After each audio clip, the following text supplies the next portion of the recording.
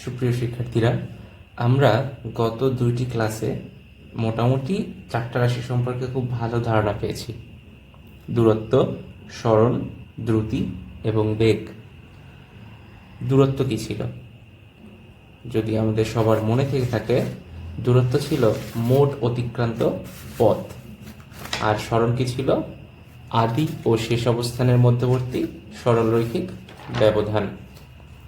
যদি একটু লক্ষ্য করি, দূরত্ব হলো মোট অতিক্রান্ত পথ, কিলোমিটার এককে সাধারণত আমরা উদাহরণ দেখেছিলাম, এবং সরণ এটাও কিন্তু ওই সেম একক ব্যবহার করেছিলাম। তো বোঝাই যাচ্ছে দূরত্ব এবং সরণ একই ধরনের রাশি, যদিও একটা রাশি স্কেলার, অন্য রাশিটি ভেক্টর, কিন্তু রাশি দুইটির প্রকৃতি একই ধরনের হলে দূরত্ব এবং সরণ দুইটি একই ধরনের রাশি। আমরা 7টি মৌলিক রাশি সম্পর্কে পড়েছি, যার শুরুতেই ছিল দৈর্ঘ্য। দূরত্ব ও দৈর্ঘ্য, সরণও একটি দৈর্ঘ্য। এই জন্য এর এসআই একক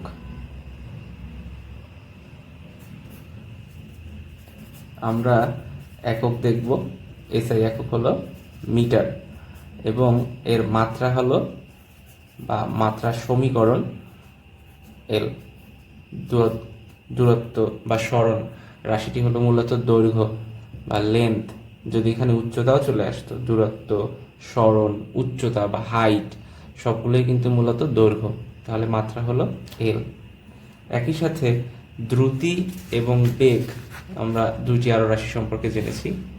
দ্রুতি এবং বেগের মধ্যে দ্রুতির একক এবং বেগের এককও কিন্তু সেম ছিল। দ্রুতি ছিল সময়ের সাপেক্ষে অতিক্রান্ত দূরত্বের হার, এবং বেগ ছিল সময়ের সাপেক্ষে সরণের হার। অর্থাৎ একক সময়ে অতিক্রান্ত দূরত্বই দ্রুতি, এবং একক সময়ে সরণই হলো বেগ।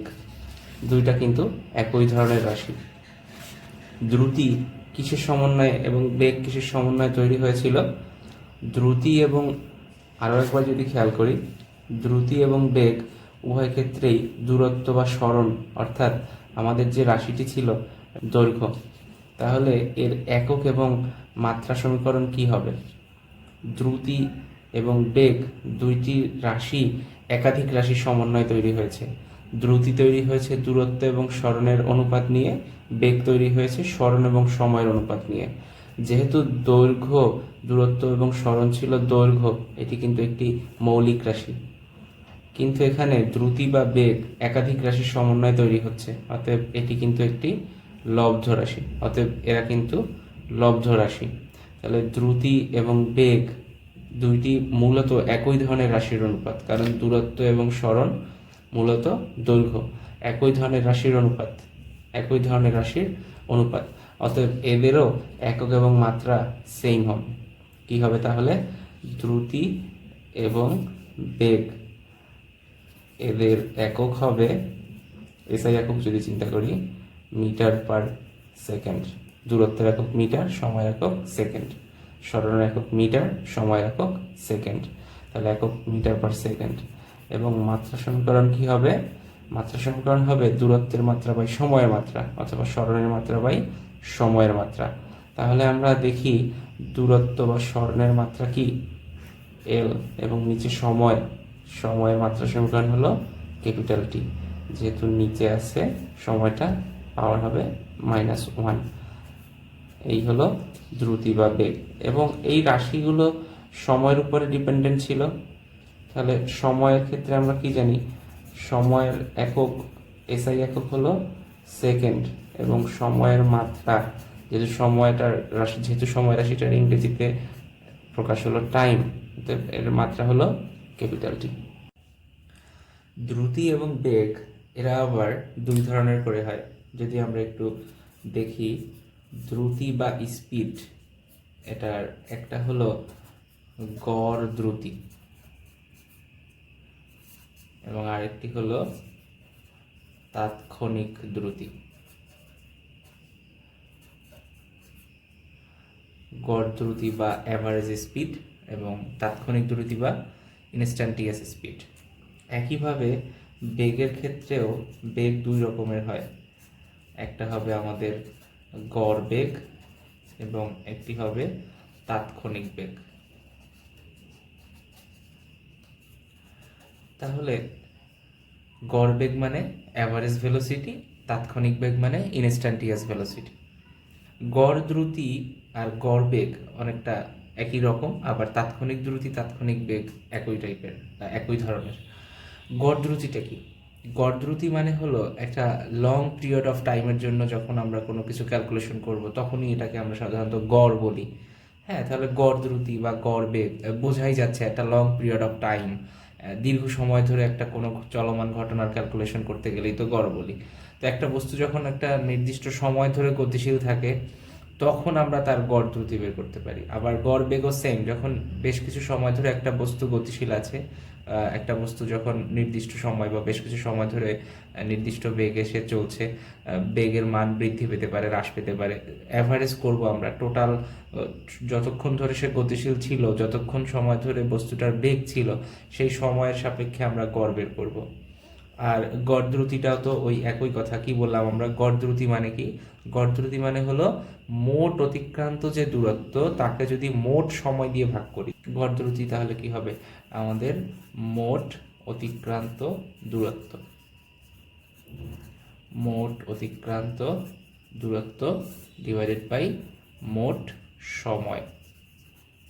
মোট অতিক্রান্ত দূরত্ব বলতে একটা বস্তু নির্দিষ্ট সময় ধরে গতিশীল ছিল, সে মোট ধরে নিলাম যে ধরো তুমি ঢাকা থেকে সিলেট যাচ্ছ।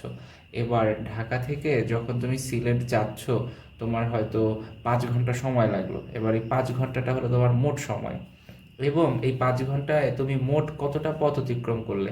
ধরে নিলাম তুমি 240 কিলোমিটার বা 50 কিলোমিটার পথ অতিক্রম করেছো, তাহলে এটা তোমার মোট অতিক্রান্ত দূরত্ব।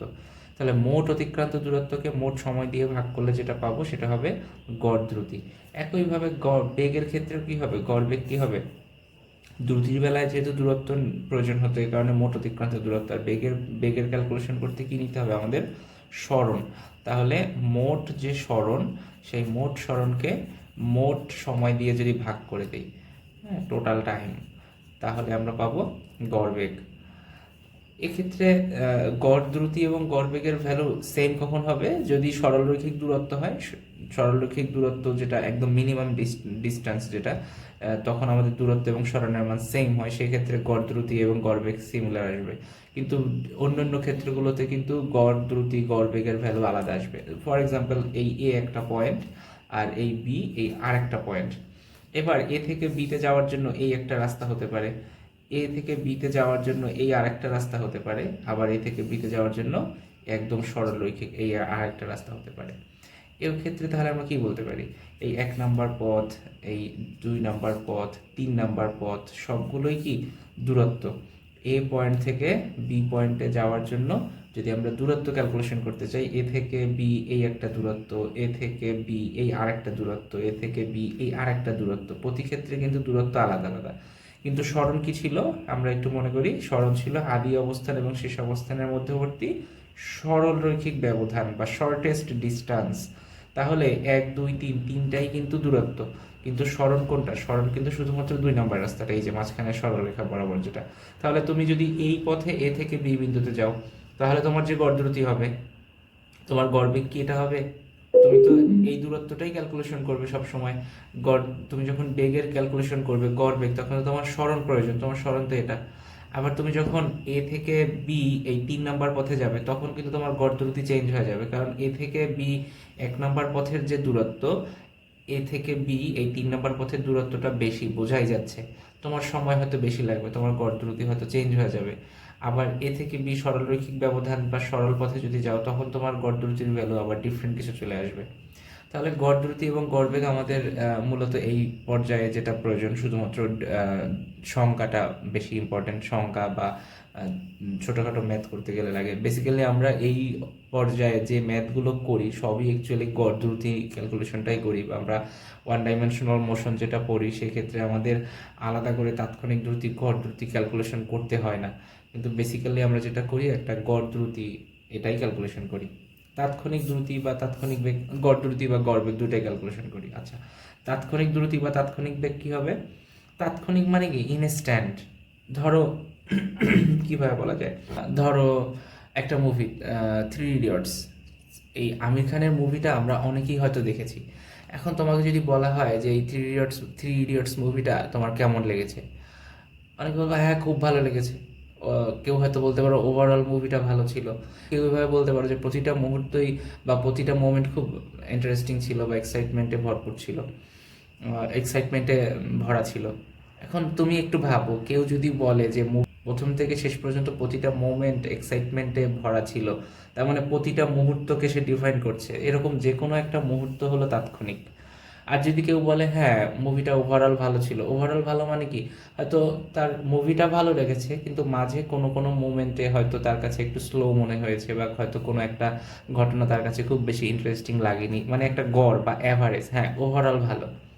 আর তাৎক্ষণিক দ্রুতি মানে কি, প্রতিটা মোমেন্ট একদম ফ্র্যাকশন, সময়ের ভগ্নাংশ, মানে সময়কে যত ক্ষুদ্র অংশে বিভাজন করা যায়, তাহলে সময়ের খুব সূক্ষ্ম ব্যবধান বা সময় ব্যবধান যদি শূন্যের কাছাকাছি হয়, এটাকে হায়ার লেভেলে যখন তোমরা যাবে আরও, তখন দেখবে এরকম একটা চলে আসে limit del T tends to zero, del T tends to zero, হ্যাঁ ক্যালকুলাসে বেশি ইউজ হয় del T tends to zero, মানে সময় ব্যবধান শূন্যের কাছাকাছি হলে, সময়ের ব্যবধান শূন্যের কাছাকাছি হলে তখন আমরা যে কোনো মুহূর্তে বস্তুর যে দ্রুতি ওইটাই হবে তাৎক্ষণিক দ্রুতি, বা সময়ের ব্যবধান শূন্যের কাছাকাছি হলে বস্তুর যে কোনো মুহূর্তের বেগই হবে তাৎক্ষণিক বেগ। ধরো তুমি ঢাকা থেকে ঘুরতে চলে গেলে, ধরো কক্সবাজার সি বিচে।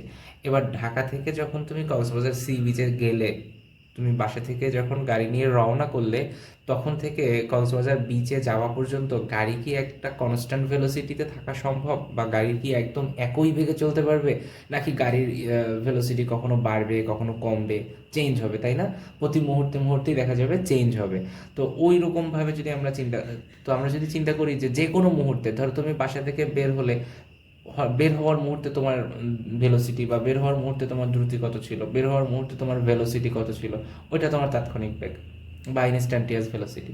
তুমি হয়তো তোমার বাসার গলির রাস্তা ক্রস করে হাইওয়েতে চলে গিয়েছো, হঠাৎ করে তোমার এখন বেগ কত, ওইটা হবে তাৎক্ষণিক বেগ। তুমি হঠাৎ জ্যামে পড়লে, বা তোমার সামনে হঠাৎ একটা স্পিড ব্রেকার চলে আসলো, তুমি ব্রেক করলে গাড়িটা, কি হবে, ভেলোসিটি কমে যাবে বা দ্রুতি বা বেগ হ্রাস পাবে। ওই মুহূর্তে যদি জিজ্ঞাসা করা হয় তোমার বেগ কত, তাৎক্ষণিক বেগ মানে যে কোনো মুহূর্তের বেগ হতে পারে বা যে কোনো মুহূর্তের দ্রুতি হতে পারে।